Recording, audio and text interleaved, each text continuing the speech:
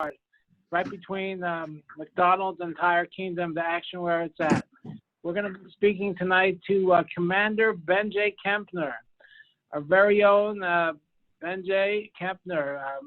I'm honored to say our very own because many of you, I'm sure, know. Why? I don't know if this is a classified military secret, even though Benjay is a member of the United States Navy, but he will be returning to Jacksonville later, sometime this or next year in 2021. So we say an early Baruch haba, welcome back. The place has not been the same without you. The tunes and the shul have just not been the same level. The melodies, you know, we haven't seen Andrew Jaffa since you left. So we're looking for like a BOGO. When Benjay comes back, you know, there's a famous Hasidic saying that when the Rebbe comes in, all the Hasidim follow. So we're waiting for all the Hasidim to come back. But in all seriousness, as Rabbi Feigenbaum mentioned, we would like to just learn a little bit about your interesting journey.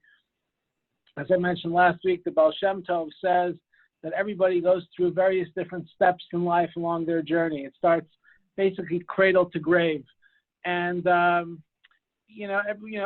go through from preschool to River Garden. There's many stops along the way, and every single step has their own interesting opportunity and challenge. You know, Benjay, I know you're from the Brookline area. We'll learn a bit about in a moment. I remember walking on Harvard Street, as it's called. I don't know if I'm pronouncing it right. Harvard Street. Harvard Street in Brooklyn. Anyways, you start on Harvard Street. The beginning, you see like a preschool. There's all these like delis, Chinese food restaurants, Judaica shops, bagel shops. You're going with this. You walk a little further, and then you see the Jewish funeral home. Right. Like you have the whole Jewish life cycle is on Harvard Street. Everybody has an interesting life journey, and your life journey, Benjay, has taken you to all different parts of the world. And we're kind of curious to hear a little bit about the opportunities that you've had being a proud Jew and a proud American, and also in the United States Navy. So without any further ado, I just want to open it up, Benjay. If you actually, Commander Benjay Kempner, just tell us a little about, where you grew up. I think it was in the Brookline area, your family, the community, just to get a little bit of sense of your humble beginnings. Okay. Well, I hate to start immediately by injecting a minor correction. Us people from Sharon, Massachusetts would take offense to being lumped in with those snooty, elitist Brookline folks. Now, I went to school at Maimonides, so I did spend a lot of time traveling to and from Brookline, Massachusetts. But I'm a son of Sharon, Massachusetts, where I grew up. It's a quaint little New England town. It's a beautiful town, great Jewish community there. And I was involved in youth groups there, went to Young Israel. It was a pretty normal Jewish upbringing, going to Yeshivat Rambam, Maimonides. And upon graduation, I went to Israel, spent my gap year on a program called Nativ, and I think some folks in Jacksonville have gone on that program as well, with half the year spent at Hebrew University, half spent on kibbutz. I was laying irrigation pipe. That was fun manual labor for 8 hours a day in the beautiful Negev desert. But that was an interesting experience in getting to really see the entire life cycle of agriculture from beginning to end, from laying the first irrigation pipes after the field was planted to picking those pipes up right before the harvest. And doing that in Eretz Yisrael was just special and awesome. Then it was off to University of Maryland in College Park, Maryland, not that far from where I'm living currently. And that's where I met my wife, Marissa. It was, I believe, the first week of school when we crossed paths, and that was 1999. So it's been a long time. And here we are all those years later. Been married over 18 years now. And I was doing a pre-medical track there, and this is kind of where things got a little wonky for me, a little bit off the beaten path. So I was doing pretty well in school and had a certain, I would say at this point, arrogance as far as my academic credentials. And when it came time to apply for medical schools, I assumed that everybody in the world would want me. And because of that, I got my applications out. Not they were on time, but there's this concept of rolling admissions for medical school where they're constantly filling their spots. It's not like when you apply for college where your applications are in by a deadline and then some committee reviews all X number of thousand and they decide who's the most worthy, because of course I'd be the most worthy. No, they were accepting them as they were coming in, and my applications got in relatively late in the cycle. So by the time my applications were out, about 95% of all the medical school spots in the country were filled. So I got into one medical school. I got into the military medical school in Bethesda, USUS, Uniformed Services University. And now I had a choice to make. Now I had this, this was a big crossroads. Do I just take a year and make my application a little stronger, do it right the next time, and do the normal path, go to Einstein, go to University of Massachusetts? And I talked it over, and my dad, who really kind of clarified this for me and said, hey, we don't understand why things happen, but things usually happen for a reason. You shouldn't look like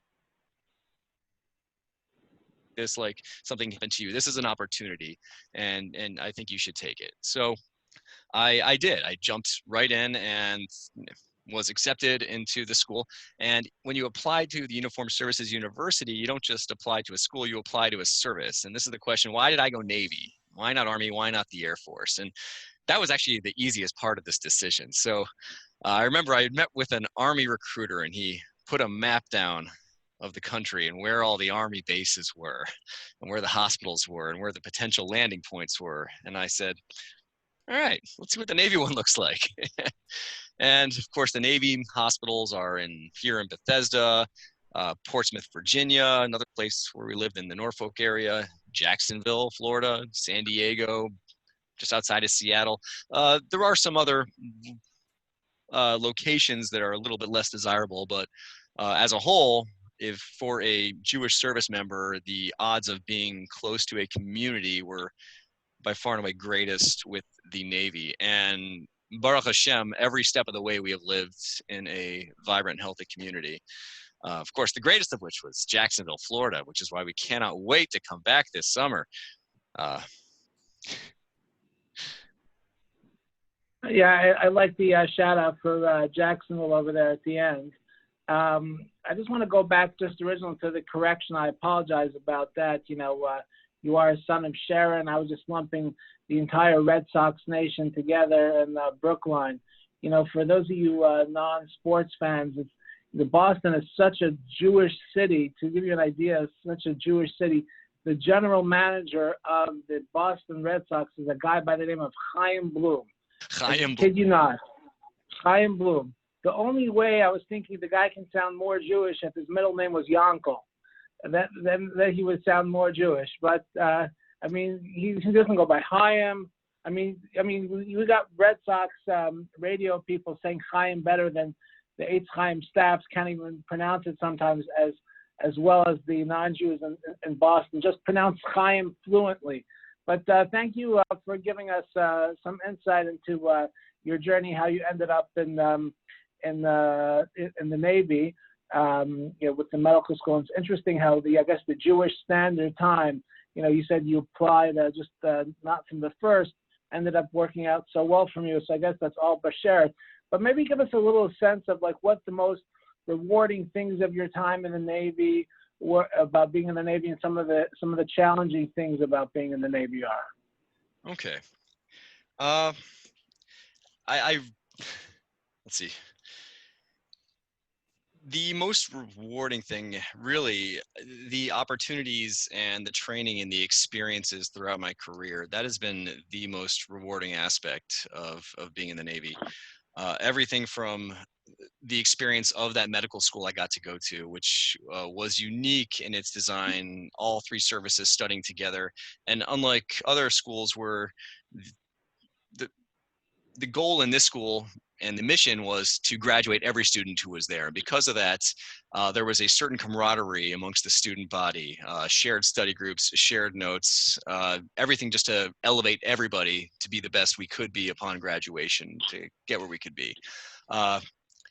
other incredible opportunities. After I graduated medical school and did my internship, I took a little break in my medical training and went out to the fleet to serve. And I served 4 years as an undersea medical officer. And that's just something that you don't get to do if you don't have my job. That's just not something that exists. There's really not a civilian counterpart to that sort of job. And the training I was able to do going down to the Navy dive school. And there are a few moments in life where you kind of just pause, look at your surroundings and say, how did I get here? And one of those moments was hanging on the back of a nuclear powered submarine as it submerged going at 5 knots under the water off the Florida Keys, where I'm just wondering, what are the steps in my life I took that brought me to this moment? And the Navy is certainly played a tremendous part in that. And it wasn't just what the Navy did for me. What I got to do in that job was some of the most fulfilling work. I was assigned to a fighting unit, EOD, Explosive Ordnance Disposal, and these were bomb technicians whose charge was to counter the IED threat in Iraq and Afghanistan during the height of the war. So these guys were heroes, and they were just some of the best people I ever met. And they were selfless, they were hardworking, and I got to work for them. I got to help keep them healthy, get them back in the fight, and just bend over and do backwards and do whatever I could to help them whenever they needed it. And that was very incredibly fulfilling and purposeful work. If one of these guys got injured and I could make his rehabilitation take half the time just based on my ability to coordinate his care and his with certain specialists and get him back in the fight 6 months sooner. That's that's about as tangible a result for work as one can possibly get. There's nothing theoretical about that. That is a real result that I got to be a part of. So I was able to do that for a number of years, and it was just tremendously satisfying. It was one of those jobs where you look forward to going to work every single day. You wake up excited every single day, working at that unit level. But it was also in a sense like high school. You got to do it for a few years, but at some point you got to grow up and do something else, because I had done an internship, I hadn't done a specialty, and I really had to go progress professionally. And also I was getting a little bit older, so being at the deck plate with these young, active soldiers, there's always more of them coming through, and their age doesn't really change over time, but I find myself kind of creeping up. So it eventually was time to go back and become just a boring old anesthesiologist. And I did that. But as luck would have it and fate would have it, after I became an anesthesiologist and my training in Portsmouth, I was stationed down in Jacksonville, Florida. And next thing you know, I'm headed to the other side of the world again, this time getting deployed. And that was both a challenge, but a tremendous opportunity and a blessing that really helped shape my own worldview. And the Cliff's Notes version is, I find it hard to be stressed out about anything in life ever. I am grateful for every day of my health. I'm grateful for every day that I'm here with my family, and we are all just doing well and happy in a good community. And I count my blessings. Even amidst COVID, I still count my blessings every single day. When you see the way part of the world has to live, and you see just how blessed we truly are, it's hard to forget that. And if I'm ever questioning that, I just have to pause for a second, remember, and it's easy to climb out of that. So that's been pretty. Wow. It's interesting you talk about being an anesthesiologist. In a way, I feel like I have a lot in common with you. Not just because we're both proud Jews and proud Americans, but we both put people to sleep professionally. I know there are some people on the Zoom, without mentioning anyone's names now. I even years ago said to somebody up north, what motivated you to go to Jacksonville? So I said it was my parnasa, my livelihood. He said, well, what do you do professionally? I said, I put people to sleep. So he said, so you're an anesthesiologist? I said, no, I'm a congregational rabbi. So, I feel like a lot of, that kinship. But you started talking about Iraq. Before we talk about Iraq, were there any other deployments that you did, overseas or? Yeah, there were when I was with Explosive Ordnance Disposal, one of the things I was able to do was take part in a joint. It was called Operation Southern Partnership Station. It was just a cooperative event with a bunch of partner nations, friendly nations in Central and South America, engaging in joint diving operations. And I was able to go on a diving salvage boat for 6 weeks, making a bunch of port calls, going through the Panama Canal 2 times. And the interesting that happened in the midst of all this is I found myself in port in Panama City, Panama on a Shabbos. And somehow I was able to connect with a Jewish community there using nothing but I found an address of a synagogue. I knocked on a door and I spoke Hebrew, and somehow I was welcomed into that community for 25 hours. And if I don't think that's something I think only Jews can really enjoy in the farthest corners of the world, where we have that instant connection and trust, where never more than 1 or 2 degrees separated from just another thriving community. And being able to find that there was pretty cool. Amazing. So I'm just kind of curious in terms of your timeline. I mean, when you signed up for the Navy, was the Iraq War? Where was that holding? I'm saying, was the prospect of what was the in terms of when you signed up, you recognized that there's a very strong possibility that you're going to be deployed to a war zone. I mean, and tell us a little about your inner debate about if there was before you. It's tough to remember if there was an inner debate. I can tell you about the timeline though. So I was applying to med school in 2002, and I started in the summer of 2003, and that was really when things were ramping up there. And I knew for certain I was going to be in medical school for the first 4 years and internship the year after. So that's 5 years, which in our nation's history, that's been more or less enough time to get through most armed conflicts. Usually. But obviously we're still in Afghanistan and Iraq right now. It's 2020. It's 17 years after I joined, and we're still involved in these conflicts. But even after I finished internship and did my dive medical job, it was always a possibility, and it was pretty much a certainty to happen at some point. So when you have a commitment as long as I did initially, it's guaranteed. You're going to deploy. You will. It's an absurdly long commitment. My med school carried with it a 7-year non-training obligation. When you throw in the training as well, from the day I started medical school, it was almost 13 years before I was done with my initial contract. Yeah, it was a long time. Wow. So how long was your deployment to Iraq for? So that I deployed in the summer of 2017. It was June 2017 until January 2018. So that was, but there was some training built on either end, but I was boots on ground in Iraq a little over 6 months was the total amount of time spent away. You talk about challenges. That was one of them, in that I was gone for 6 months while kind of life went on. And during that 6 months was, most people here probably remember my son's bar mitzvah. Aiden had his bar mitzvah in November of 2017. And I got to experience it remotely, calling in occasionally, but I missed him reading Torah. I missed his aliyah, but it was special the way the community and my family, everybody kind of rallied around to really make it happen for him. And everyone did their part. I did my part. He did his part. But yeah, I remember it well. And you had a friend come from Maryland that I think read a letter on your behalf. And the truth of the matter is, I think that was one of the examples, is that you can have a profound impact and influence just by not being there as much as by being there. And the fact that you weren't there spoke volumes about your values, your commitment, your patriotism.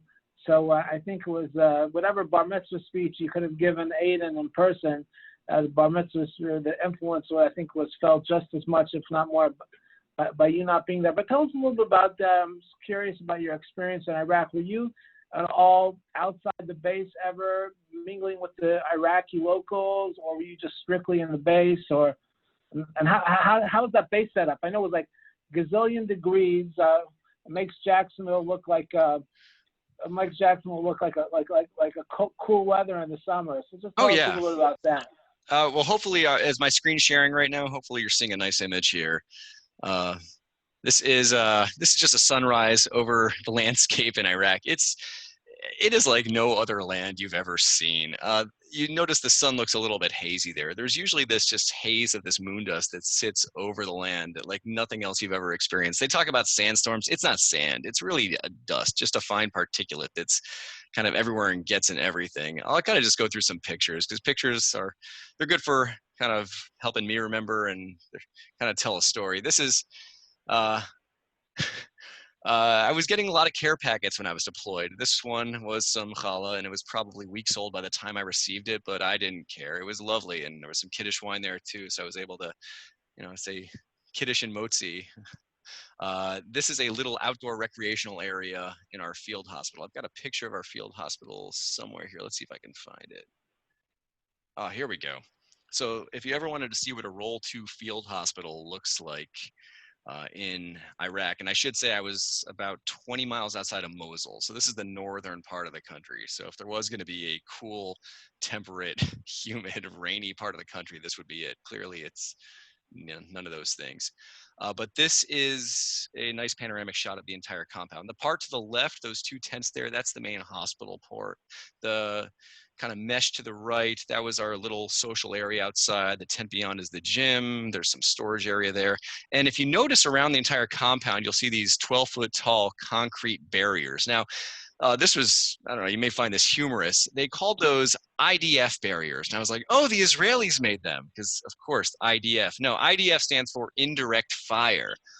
Oh, so indirect fire is if a mortar round, if a rocket, if something else were to explode nearby and send fragments in all directions at thousands of miles an hour, well, these 12-foot tall barriers would protect us inside the hospital compound. And then, of course, people always ask, well, what happens if something lands inside the compound? And you say, everybody outside would be safe. Got it. Wow. This was Hanukkah in Iraq.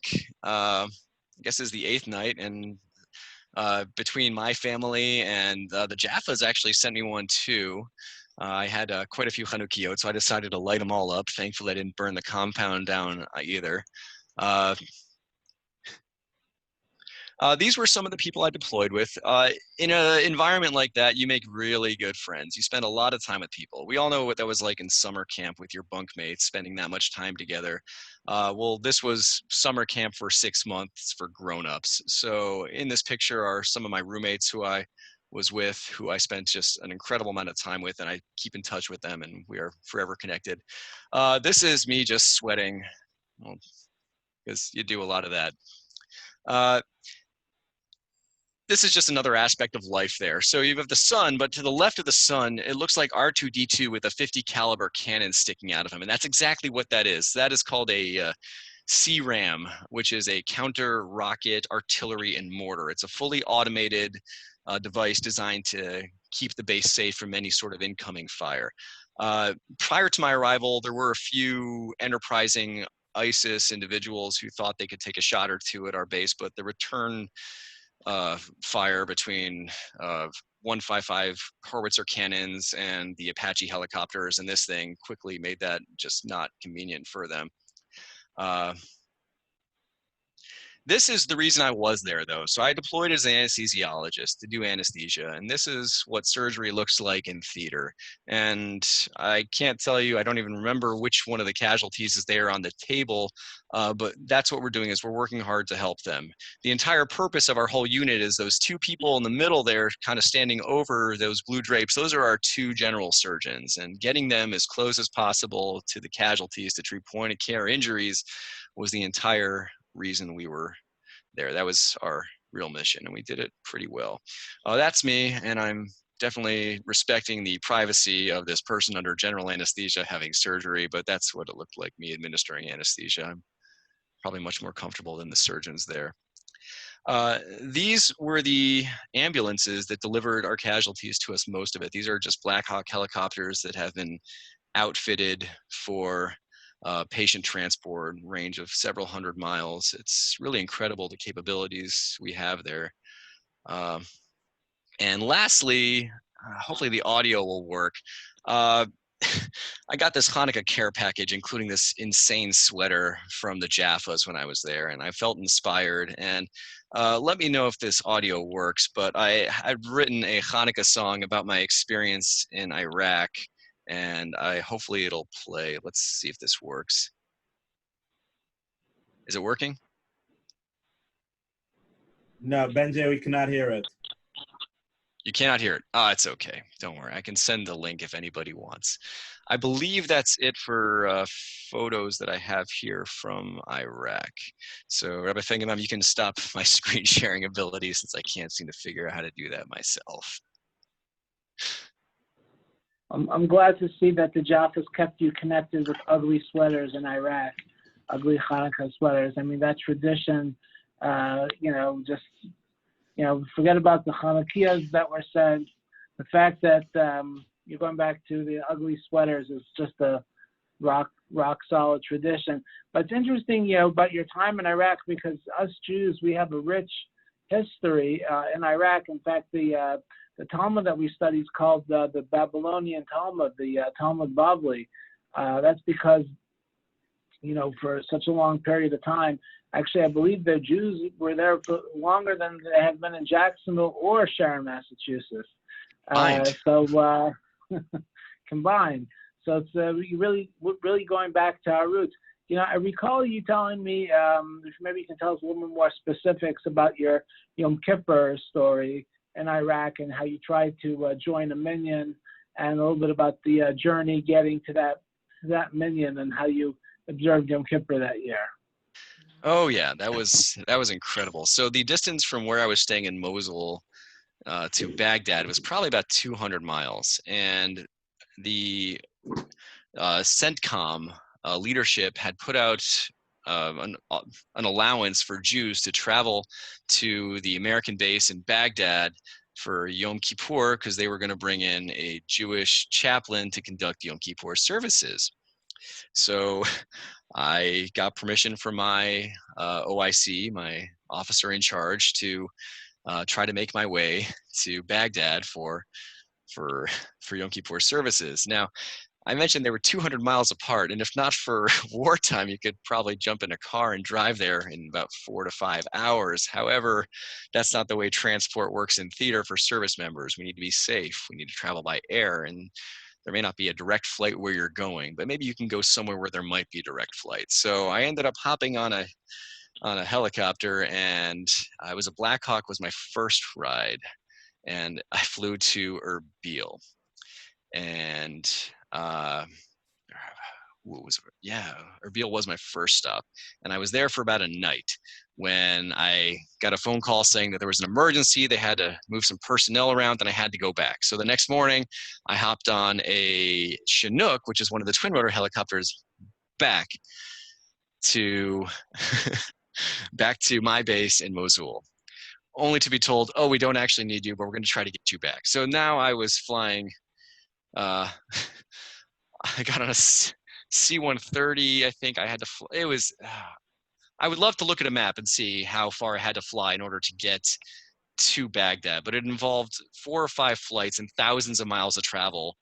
It was like watching the old Carmen Sandiego thing or Indiana Jones with this red line just going in a zigzag all across the country. But somehow I made it to Baghdad in time on Erev Yom Kippur and was able to partake in Yom Kippur davening. We didn't end up with a full minyan, but we had 6 of us show up, and it was very nice just to congregate with a few other Jewish service members scattered in theater, many with similar stories of absurd travel just to get there. Just to give you an idea of how far we had to travel, I ended up actually having to go to Kuwait and spend some time there, spend a night in Kuwait.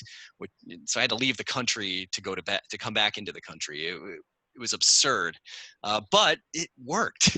So that's been a lot of this story. It's been a lot of, on its surface, that's quite a interesting challenges quite a journey. that worked out. It was quite a journey, yeah. Quite and all to daven in the the Babylonian capital.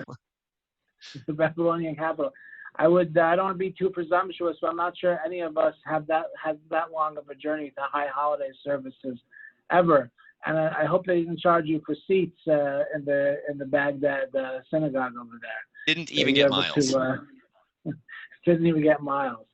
And just underscores, there's a famous Talmudic thing, speaking of the Babylonian Talmud, that there's something called schar halicha. You get reward for walking, or reward for traveling. So sometimes if you view yourself as very distant from shul, and you got to walk an extra mile, the simple way of looking at it is that it's more difficult. But the Talmudic way, or the Babylonian Iraqi way of looking at it, is that you get more reward for the mitzvah. So I can't imagine the mitzvah that you got zigzagging through the Middle East and getting there for. I hope they had a good break the fast after in the Babylonian synagogue after.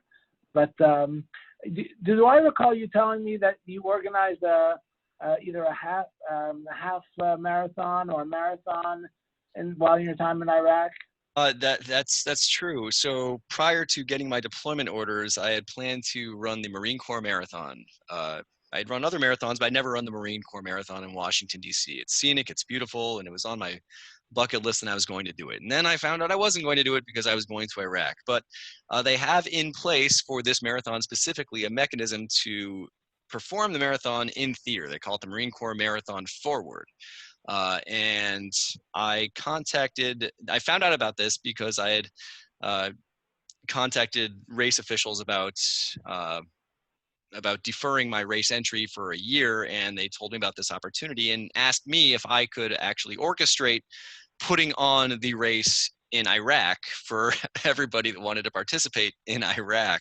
So sure, I said, okay, I would do it. So I became the point of contact for people in theater. And I guess just like I went to Baghdad to partake in Yom Kippur davening, people in theater that wanted to partake in the Marine Corps Marathon Forward came to our base in Mosul, and we put on a 26.2 mile marathon on our small forward operating base. It was several laps around the periphery.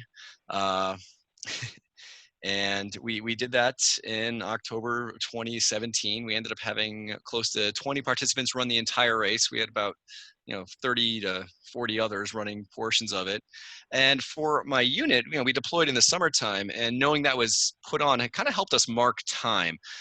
When you're over in a situation like that, it's Groundhog Day every single day. There's really not much to differentiate Monday from a Wednesday from a Sunday. Every day is essentially the exact same, and marking time and finding a routine is important, but also recognizing certain events really helps mark the time. So working up to this thing, which was in the end of October, which was really getting towards the end of our deployment, was something that my whole unit kind of got behind. And we had several people that were training, and then when it came time to prepare for it and measure it out and finally orchestrate it and put it on, it ended up being it ended up being a base-wide event that was celebrated by the entire forward operating base. So that was an undertaking, and it was pretty awesome when it finally happened.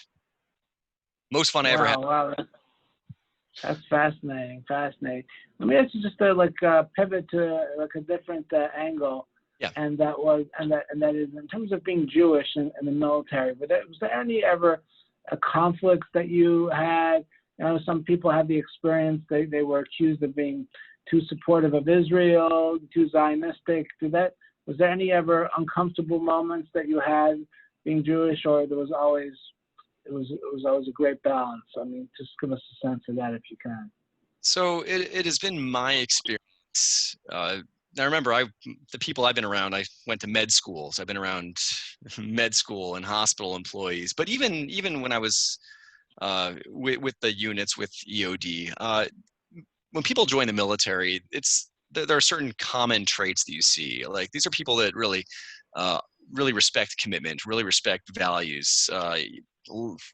And a lot of what we see are Jewish values are pretty common amongst individuals who end up joining the service. And they have great respect for for observance, for for integrity, for honesty, for things that really being a good Jew kind of exemplifies. So I really never came across anything. I found that quite the contrary, actually. I feel like it's been pretty uh, pretty easy to be a Jew in the Navy. Maybe this is a byproduct of living, of joining after the year 2000. I'm sure 50 years ago is probably a different story. Might hear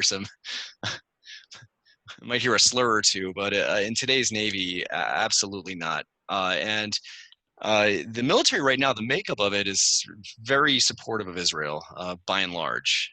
You'll find, I'm just talking on average, you'll find people across the entire political spectrum, but if you had to look at where the barometer is, it's definitely leaning much more towards supporting Israel. So I've really kind of enjoyed my time as a Jew in the Navy, and hopefully I'm putting on a good face for our people in the eyes of my coworkers and colleagues there.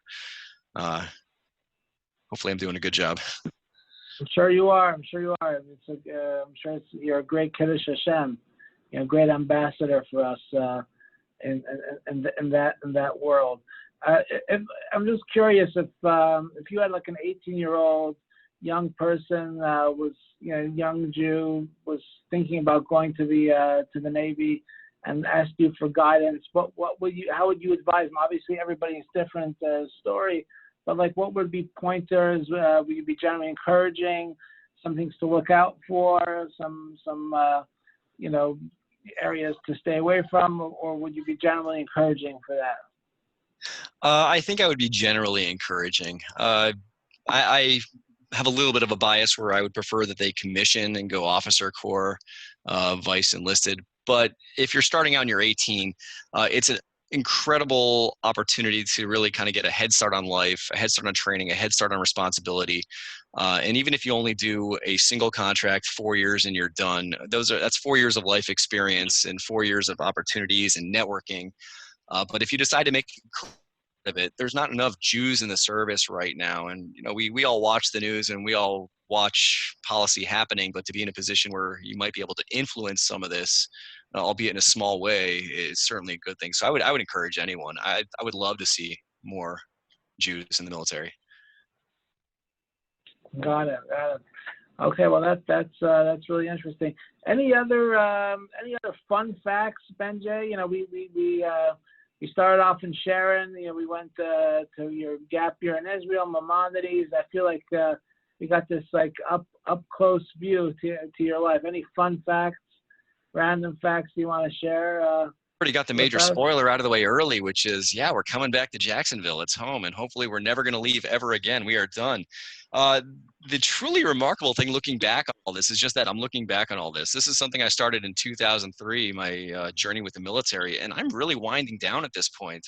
2027 is that's my last year. I'm going to be hanging up the cleats then and crossing over into civilian life. So I'm kind of getting to the tail end of all that. Professionally, I've been through residency. I did a pain management fellowship, so that's what I'm doing now. I'm doing pain management in addition, and that's I don't think I'm ever going to have to take another board exam ever again. So I'm getting to that point now where I'm going to be moving on to the next phase, which is going to be my post-military life. And I have, other than location, trying to project what will that be. It's the next great mystery. Okay, Benjay, you mentioned Jacksonville. I just want to maybe get a local plug over here. What is it about Jacksonville that it seems that you and your family are attracted to more than any other place? Maybe just give us a little sense about, and you've been all over. You've been to many places, from the large and small places. What is it about Jacksonville that, your family's attracted to? Oh, it is a wonderfully close-knit community. We really have, in our 4 years there, we made such incredible close friendships across the board. Every one of my 4 kids, my wife Marissa, myself, and it's a community where everybody really has a part to play. There really aren't many spectators in the community in Jacksonville. There are characters in the play of Jacksonville and the life of Jacksonville, and everyone brings some sort of light and being a part of that was amazing and will be amazing, and I'm looking forward to getting back there. I grew up in New England, and I'm definitely a son of Sharon, but living in Florida, I kind of realized I was a Floridian, and I felt like a fish out of water ever since we left. So can't wait to get back. Well, Jacksonville looks forward to having you back. And I just wanted to say that listening to your comments and your insights have been very, very inspiring. Your journey, it's been a great Kiddush Hashem. So I'm sure I speak on behalf of everybody here by saying Yasher Koach to you for your service, being a proud Jew, proud American, proud Navy commander, and definitely inspiration to all of us. I just want to open up the floor to anybody. If anybody has any questions, you can put it in the chat. I see Elon Weissman wants to know who won the marathon. I'm surprised that Elon for even asking the question. You just didn't know. So of course it was Benjay. I'm sure you didn't have a, what kind of question is that, Elon? Well, I was wondering why I wasn't invited to compete. Well, I've been told that you're not running anymore, Elon. Is this true?